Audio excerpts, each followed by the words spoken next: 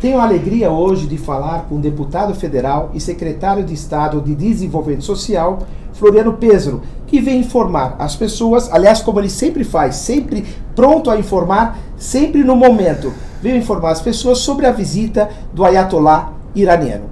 Floriano, em primeiro lugar, era possível o Brasil fechar a fronteira e não deixá-lo entrar? Ou seja, era possível proibir a entrada ou não? E por quê? Possível sempre é, desde que o Brasil assumisse o risco de romper relações com o Irã de forma, digamos, absolutamente oficial. Porque o Ayatollah vem ao Brasil como uma autoridade do governo iraniano. Inclusive, algumas pessoas nos escreveram na rede social dizendo que era uma visita privada. De fato, foi uma visita privada para o Instituto Islâmico Xiita, que o fez o convite e que informou as autoridades brasileiras que se tratava de uma autoridade iraniana em que pese a visita não era oficial. Então ficou, de fato, aí uma coisa meio nebulosa. Mas o fato é que a presença dele foi considerada como uma presença oficial, em que pese não houve nenhuma cerimônia oficial que o recebesse, nem no âmbito federal, nem no âmbito estadual. Então nem o governo federal e muito menos o governo de São Paulo e o governador Geraldo Alckmin o receberam ou fizeram qualquer tipo de tratativa. Então, para ficar bem claro, o governador Geraldo Alckmin não teve contato com ele? Nenhum contato. Aliás, eu vi uma fotomontagem que me surpreendeu, porque levou algumas pessoas a interpretarem como se o governador Geraldo Alckmin tivesse tido algum gesto para o Ayatollah. E muito ao contrário, o governador não teve nenhum encontro, nada que pudesse relacioná-lo ao Ayatollah. Agora, quais as ações que os órgãos competentes, né, as entidades competentes, e você, Floriano Pêssaro, como deputado federal, como secretário de Estado de Desenvolvimento Social, estão fazendo? Porque o que acontece? Eu analiso assim, como uma fundação de uma construção. Quando está o tapume, ninguém vê trabalhando. Mas se não fosse a fundação, o prédio não se ergueria. Então eu gostaria que você explicasse para a gente isso. Eu acho que você toca num ponto ótimo, né? Aliás, eu falei para vários amigos, e também nas redes sociais, esse assunto não deveria ser discutido por rede social. Com certeza. Isso é de uma ingenuidade tremenda. Aliás, as coisas que eu vi nas redes sociais, de alguma forma até dando uma divulgação, ampliando a presença do Ayatollah no Brasil, do ponto de vista da divulgação, por membros da nossa própria comunidade.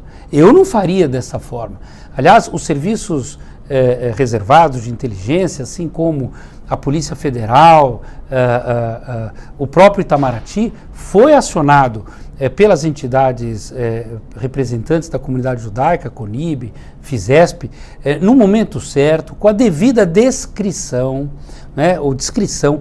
Um fato como esse, tratando-se de quem se trata, né, que é um sujeito que prega o ódio, a discriminação, a destruição de um Estado como o Estado de Israel, a aniquilação de um povo como o povo judeu, o relacionamento dele com o terrorismo mundial, o envolvimento dele com o atentado da AMIA em Buenos Aires, Argentina.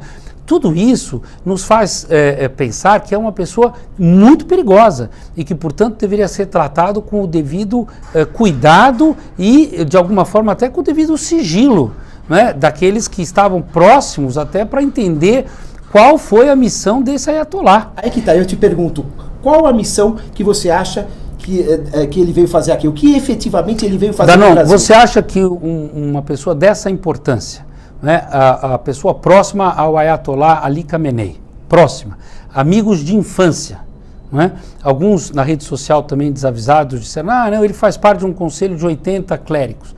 Pode fazer parte de um conselho de 80 clérigos, que é um conselho importantíssimo no Irã, diga-se de passagem. Exato. É quase um parlamento. Exato. Mas mais do que isso, ele é amigo do líder máximo, xiita Ali Khamenei. Então, esse é o fato, esse é o ponto. O que um sujeito como esse sai do Irã, cruza o mundo, ou metade do mundo, do planeta, para vir ao Brasil, se reunir não só com brasileiros, mas com xiitas brasileiros, paraguaios, argentinos e outros que estavam presentes lá na reunião. para além do vereador Eduardo Suplicy, denotando a participação do PT, porque o Eduardo Suplicy ali representava o PT. O que ele estava fazendo ao lado de um terrorista? Ou de alguém, para não chamá-lo diretamente de um terrorista, mas de alguém que está envolvido no terrorismo internacional. Agora... E aí, só para concluir, Danão, Sim. o que nos preocupa é a reação das pessoas. Ela acabou, de alguma forma, na nossa visão, exagerada, porque acabou dando uma repercussão maior do que esse ayatolá merecia, do ponto de vista das suas ideias.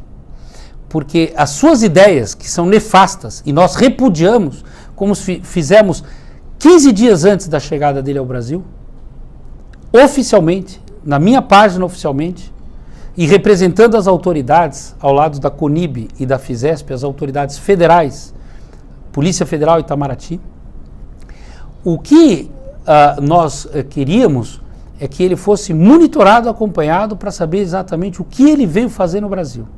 E não, evidentemente, dar a divulgação que foi dada à visita dele. Porque a divulgação que foi dada a partir, na minha opinião, dessa certa euforia que tomou conta da nossa comunidade e que acabou, de alguma forma, dando ao ayatolá manchetes que ele não merecia. Aí que tá. Como, por exemplo, na Folha, no Estado e em canais de televisão.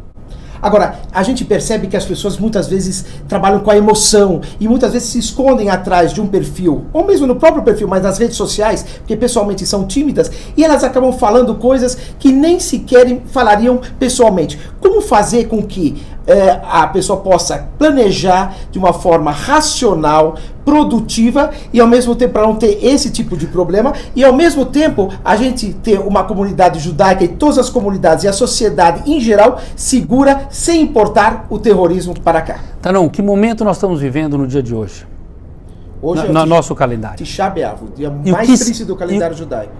O dia mais triste do calendário judaico. O que significa isso do ponto de vista histórico? A divisão, a destruição do nosso templo. Exato. Bom, nós temos uma palavra-chave que nos dá força: a união. A união da comunidade judaica no Brasil é fundamental para que nós mantenhamos a nossa força, não só econômica, mas também de influência cultural, social, política. Se nós nos fragmentarmos, é a nossa destruição. Seremos perseguidos. O que nos mantém o mínimo de segurança como comunidade é a nossa união. É a união em torno da nossa confederação, é a união em nome da nossa federação, CONIB, FISESP, das federações co-irmãs, como a do Rio de Janeiro, a do Rio Grande do Sul, a de Minas Gerais e assim por diante. Então, o apelo que eu faço aqui é, primeiro, notícias como essa devem ser observadas com cautela. Podem ter certeza que os serviços de inteligência, que a parte política, que a parte de segurança está sendo cuidada. Nós não vamos bobear nisso. Mas nós precisamos da compreensão, da serenidade e da união da nossa comunidade. Todos juntos, para que nós possamos continuar avançando com uma comunidade que prega o diálogo, a coexistência pacífica entre povos, religiões e a nossa influência cultural, econômica e política no Brasil. Parabéns, Floriano, mais uma vez, sempre ativo, sempre defendeu com veemência, com efusividade, defende e defenderá a comunidade judaica como um todo. Parabéns e muita saúde. Muito obrigado, Darão, obrigado.